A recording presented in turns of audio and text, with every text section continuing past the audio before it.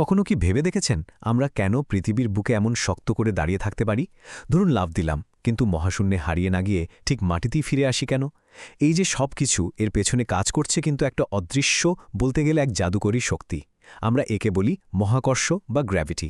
তো চলুন আজ এই অদৃশ্য শক্তির রহস্যটা একটু ভেদ করা যাক। আজ আমরা একদম গোড়া থেকে শুরু করব। দেখব মহাকর্ষ নিয়ে আমাদের প্রথম ধারণাগুলো কেমন ছিল, তারপর কিভাবে নিউটন এলেন তার যুগান্তকারী সূত্র নিয়ে, এরপর আইনস্টাইনের বৈপ্লবিক তত্ত্ব, আর সবশেষে দেখব কিভাবে এই একটাই শক্তি পুরো মহাবিশ্বকে চালাচ্ছে। চলুন শুরু করা যাক। তো মহাকর্ষ এটা কিন্তু শুধু একটা শক্তি না, এটা বলা যায় আমাদের এই বিশ্বব্রহ্মাণ্ডের একটা মূল চালিকা শক্তি। এই যে অদৃশ্য একটা শক্তি, এটাই কিন্তু আমাদের পায়ের তলার মাটি থেকে শুরু করে ওই যে বহুদূরের গ্যালাক্সির তারাদের কক্ষপথ পর্যন্ত সবকিছু একদম নিখুঁতভাবে নিয়ন্ত্রণ করছে। এই যে সহজ একটা প্রশ্ন, এর মধ্যেই কিন্তু লুকিয়ে আছে মহাকর্ষের আসল ব্যাপারটা। এই শক্তিটাই আমাদের এই গ্রহের সাথে আষ্টে পৃষ্ঠে বেঁধে রেখেছে, ঠিক যেমন করে চাঁদকে পৃথিবীর চারপাশে ঘোরাচ্ছে। আর এই যে অদৃশ্য টান, এটাকে প্রথমবারের মতো গণিতের ভাষায় যিনি ব্যাখ্যা করলেন তিনি হলেন স্যার আইজ্যাক নিউটন। তিনি আসলে আমাদের মহাকর্ষ বোঝার জন্য একটা পরিষ্কার রাস্তা দেখিয়েছিলেন। সেই বিখ্যাত আপেলের গল্পটা তো আমরা সবাই জানি, তাই না? একটা আপেল গাছ থেকে পড়তে দেখে নিউটনের মনে প্রশ্ন জাগল, আপেলটা সোজাসুজি নিচে কেন পড়ল, ডানে বামে বা উপরে গেল না কেন? আর এই সাধারণ একটা ঘটনা থেকেই কিন্তু জন্ম নিয়েছিল এমন এক সূত্রের, যা মহাবিশ্বকে দেখার আমাদের দৃষ্টিভঙ্গিটাই চিরদিনের জন্য বদলে দিয়েছিল। নিউটনের মূল ধারণাটা কিন্তু বেশ সহজ। সোজা কথায়, বস্তুর ভর যত বেশি হবে তার টানার ক্ষমতাও তত বেশি হবে, আবার দূরত্ব যত বাড়বে এই টানটাও তত কমে যাবে। কিন্তু এই সহজ সূত্রের আসল শক্তি ছিল অন্য জায়গায়। প্রথমবারের মতো মানুষ এই সূত্র ব্যবহার করে গ্রহ নক্ষত্রের গতিপথ প্রায় নিখুঁতভাবে হিসেব করতে পারছিল। এটা ছিল এক কথায় অবিশ্বাস্য। তো কয়েকশো বছর ধরে নিউটনের সূত্রই ছিল মহাকর্ষের ব্যাপারে শেষ কথা। এটা দিয়ে প্রায় সবকিছুই ব্যাখ্যা করা যাচ্ছিল, কিন্তু কিছু জায়গায় গিয়ে এটার কাজ করছিল না। যেমন বুধ গ্রহের যে অদ্ভুত কক্ষপথ, সেটার কোনো ব্যাখ্যা নিউটনের সূত্র দিতে পারছিল না। ঠিক তখনই আসরে নামলেন আলবার্ট আইনস্টাইন, আর তিনি আমাদের চিন্তার জগতে রীতিমতো একটা বিপ্লব ঘটিয়ে দিলেন।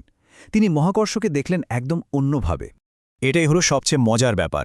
এই দুজনের ধারণার মধ্যে পার্থক্যটা আকাশ পাতাল।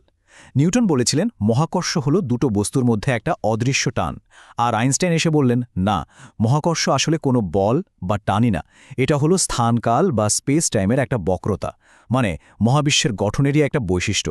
ব্যাপারটা কি? আইনস্টাইন বললেন আমাদের এই মহাবিশ্বটা আসলে দৈর্ঘ্য, প্রস্থ, উচ্চতা, এই তিনটে মাত্রা আর তার সাথে সময়, এই চার মাত্রা দিয়ে বোনা একটা চাদরের মতো। একেই তিনি বললেন স্থানকাল বা স্পেস টাইম। আর কোনো ভারী বস্তু, ধরুন সূর্য বা কোনো গ্রহ, তার ভরের কারণে এই স্থানকালের চাদরটাকে বাঁকিয়ে দিতে পারে। এই উদাহরণটা দিয়ে ব্যাপারটা খুব সহজে বোঝা যায়। ভাবুন তো, একটা বড় চাদরকে টান টান করে ধরে রাখা হয়েছে, ওটা হলো আমাদের স্পেস টাইম। এখন ওর মাঝখানে একটা ভারী বোলিং বল রাখলে কি হবে? চাদরটা দেবে যাবে, তাই না? এবার যদি পাশে একটা ছোট মার্বেল গড়িয়ে দেওয়া হয়, মার্বেলটা কিন্তু সোজা না গিয়ে ওই বোলিং বলের কারণে তৈরি হওয়া বাঁকা পথটা ধরেই ঘুরতে থাকবে। সূর্য ঠিক এই কাজটাই করে। সে তার বিশাল ভরের কারণে চারপাশে স্থানকালকে বাঁকিয়ে দেয়, আর পৃথিবী বা অন্য গ্রহগুলো সূর্যের টানে নয়, বরং ওই বাঁকানো পথ ধরেই ঘুরছে। কি অবাক করা ব্যাপার, তাই না? তাহলে এই মহাকর্ষ শক্তি আমাদের মহাবিশ্বকে কিভাবে গড়ে তুলেছে? চলুন এবার সেদিকে একটু নজর দেওয়া যাক। আক্ষরিক অর্থেই কিন্তু মহাকর্ষ এই মহাবিশ্বের স্থপতি, আবার কখনো কখনো ধ্বংসকারীও বটে। একবার ভাবুন তো, যদি মহাকর্ষ না থাকত তাহলে কি হতো? হয়তো এই মহাবিশ্বের কিছুই তৈরি হতো না। এই শক্তি কোটি কোটি বছর ধরে মহাজাগতিক গ্যাস আর ধুলোবালিকে একসাথে টেনে এনে জন্ম দিয়েছে অগণিত নক্ষত্র আর গ্রহের। আমাদের পৃথিবীতে যে প্রতিদিন জোয়ার ভাটা হয়, সেটাও কিন্তু চাঁদের মহাকর্ষে টানেরই ফল। শুধু তাই নয়, এই শক্তি পরমাণু থেকে শুরু করে গোটা গ্যালাক্সিকে এক সুতোয় বেঁধে রেখেছে। আর এর সবচেয়ে চরম রূপটা কি? Black hole. হ্যাঁ, ব্ল্যাক হোল। এটা হলো মহাকর্ষের সবচেয়ে রহস্যময় আর শক্তিশালী রূপ। স্পেস টাইমের মধ্যে এমন এক অতল গহ্বর, যেখানে মহাকর্ষের শক্তি এতটাই বেশি, এতটাই অকল্পনীয় যে সেখান থেকে কোনো কিছুই বের হতে পারে না, এমনকি আলোও না। যখন বিশাল ভরের কোনো বস্তু খুব ছোট একটা জায়গায় সংকুচিত হয়ে যায়, তখনই জন্ম হয় এই দানবের। এটা যেন মহাকর্ষের চূড়ান্ত ক্ষমতার এক জলজান্ত উদাহরণ। তাহলে দেখুন, নিউটন থেকে আইনস্টাইন পর্যন্ত মহাকর্ষকে বোঝার আমাদের এই যে যাত্রা, এটা কিন্তু সত্যিই অবিশ্বাস্য। আমরা এখন জানি এটা শুধু আমাদের মাটিতে আটকে রাখার কোনো শক্তি নয়, এটা আসলে এই পুরো মহাবিশ্বের মূল চালিকা শক্তি। বলা যায় মহাকর্ষ হল সেই মহাজাগতিক সুতো যা সবকিছুকে একসাথে বেঁধে রেখেছে, একদম ক্ষুদ্রতম পরমাণু থেকে শুরু করে বিশাল বিশাল গ্যালাক্সি পর্যন্ত সবকিছু। আমাদের অস্তিত্বের প্রতিটি কণা, প্রতিটি মুহূর্ত এই একটাই মৌলিক নিয়ম মেনে চলছে। কিন্তু এর রহস্য কি পুরোপুরি ভেদ করা গেছে? মোটেই না।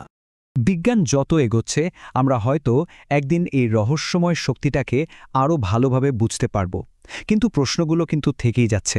যেমন মহাকর্ষের সাথে কোয়ান্টাম জগতের ওই ক্ষুদ্র কণাগুলোর সম্পর্কটা ঠিক কী? এই মহাজাগতিক শক্তির আরও কতগুলো গোপন রহস্য যে আমাদের জানার অপেক্ষায় আছে, কে জানে।